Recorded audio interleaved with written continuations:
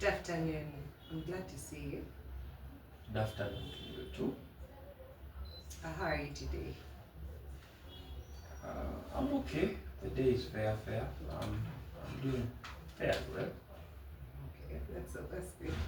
So, my name is Daisy, and I'm going to be your therapist today. How are you, Matthew? I'm well. My name is Matthew. Yeah, yeah, I'm Matthew.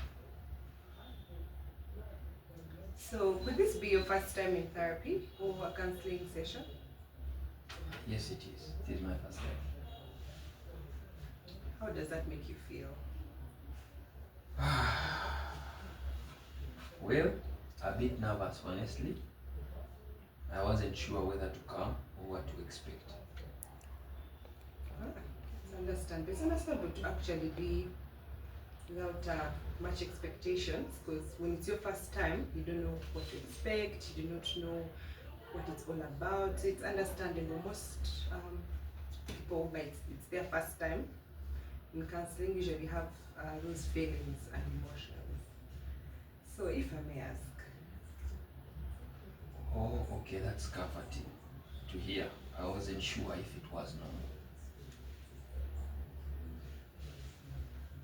okay, if I may ask, what could be your expectations for this counseling session? Well, I'm hoping to find solutions to my challenges, answers to the questions I've been having. That was my expectation. Okay, Yes. so what could have motivated you to come in for counseling? Uh, I'm facing right now, I've been struggling with certain emotions and it's affecting how I relate with people. Okay. Yeah. It was a recommendation from a friend. They noticed I've been on edge lately and suggested I talk to someone before things get worse. Okay. So, Matthew, since it's your first time in counseling, I would like to give you a bit of a brief about counseling, just to let you know what it's all about, at least the basic concepts. Well, first of all, here it's a safe space.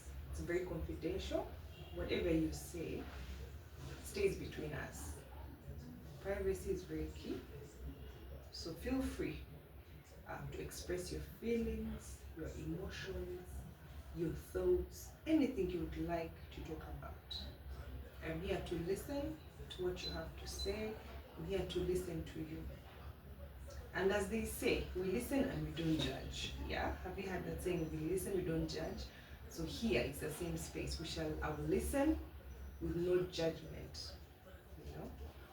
And then earlier I heard you said that you're looking for solutions. Yes, Will you share that? yes, that's what I'm looking for. Solutions. Well, in counseling, we do not give you a direct solution to the problems that you have. That's a misconception most people have when they come in for counseling. They think, well, I'm going to a counselor, I'm going to a therapist, they're going to give me solutions to whatever problem that I have. But no, I'm here as a facilitator. I'm here to guide you and walk this process with you.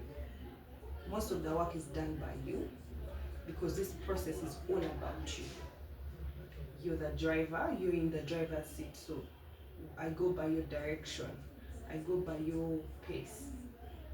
So if I put it in numerical form, it would be 80% of the work is done by you, and then 20% is done by me, the therapist. But as you can see, most of the work is done by you. Okay? Then, so just feel free to express yourself, feel free to speak. It's a free space, a free zone, I should say. And I should recommend you for actually coming in for counseling. It's a bold step, it's a step of courage, and it shows self-awareness. So I'm really glad you came. Thank you. I was feeling nervous and anxious. I thought something was wrong, or I thought that was normal, but now I feel calmer. So, I think I have anger issues. That's where the biggest challenge may be. Um, why do you think you have anger issues? Why do you think so? I get annoyed easily, sometimes over small things, and my reactions can be extreme. There are moments when I feel like my anger controls me instead of me controlling it. Could you elaborate more on what you're saying? Could you give me more insights about what you're Well, saying? the other day at work, I delegated a task to my colleague. They were supposed to draft a report, simple but detailed, with graphs and charts that clearly explained everything. I even told them to make it understandable, like something a 6-year-old could follow. When the day came to present it to my senior, the report was a mess, incomplete, disorganized, and hard to follow. I felt so embarrassed. These are people I look up to and wanted to show that my team is competent. Instead, I looked careless and unprofessional. Just remembering this order, I feel all the emotions coming back afresh. I was boiling inside. I couldn't believe someone could be so careless. I had trusted this colleague because I wanted to mentor them, to help them grow. But in that moment, it felt like they had thrown my trust back in my face. I yelled at them right there, in front of everyone. It's like hot lava pouring out within me.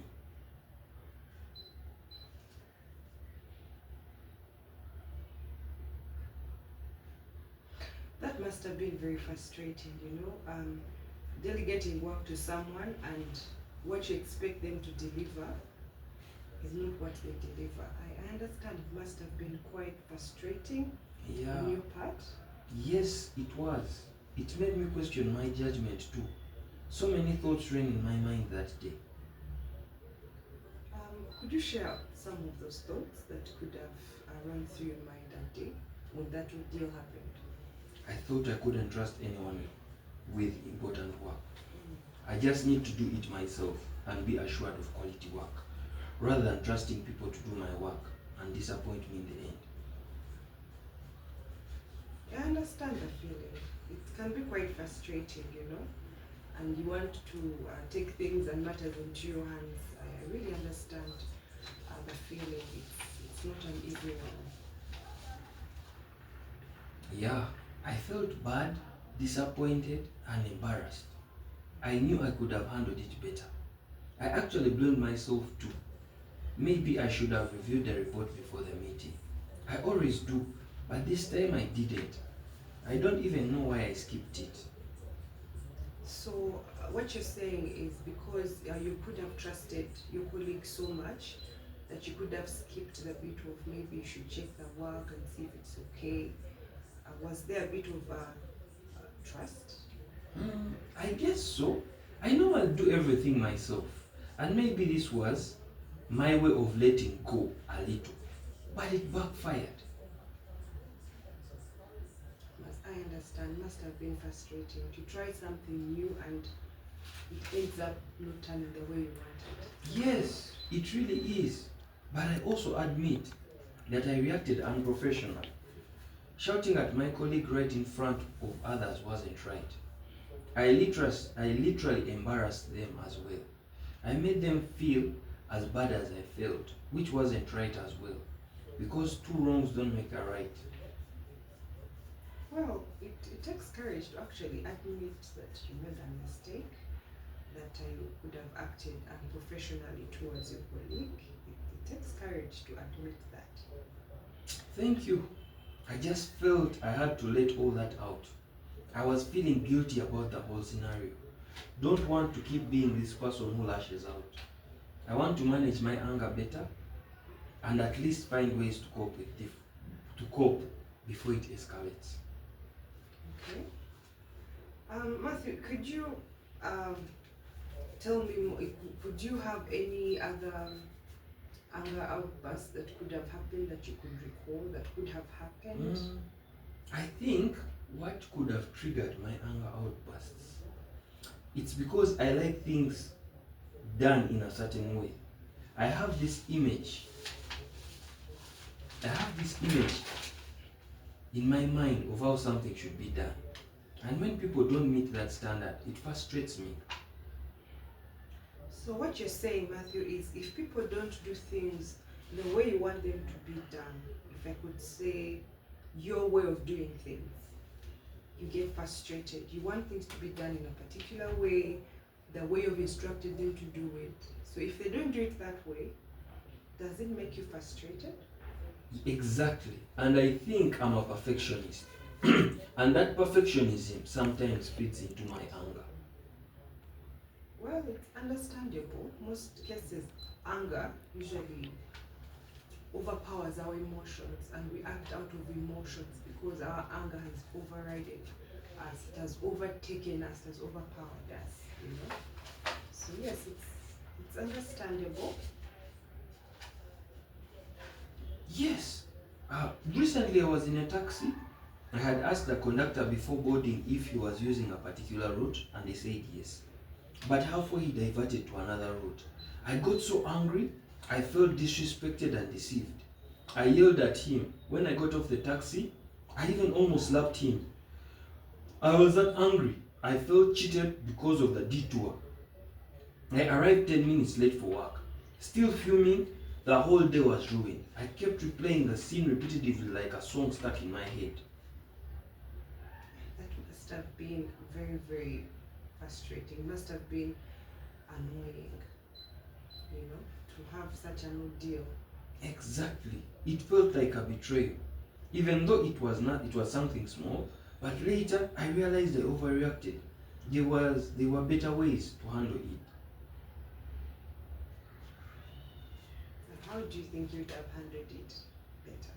In your view, Maybe I could have just gotten off quietly and taken a border instead of shouting. In the end, I lost more of my peace and dignity and my focus for the day. I carried a lot of anger into work and ended up shouting at my colleagues. Yet it wasn't their fault. That's when I realized this can't go on. It's not just about others, it's about me.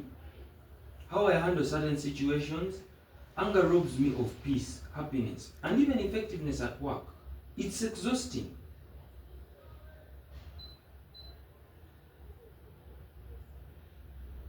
So what you're saying, Matthew, is what happened that day with the taxi gentleman.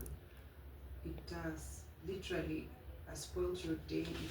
It ruined your day. You are unable to focus on work. You shouted at your colleagues.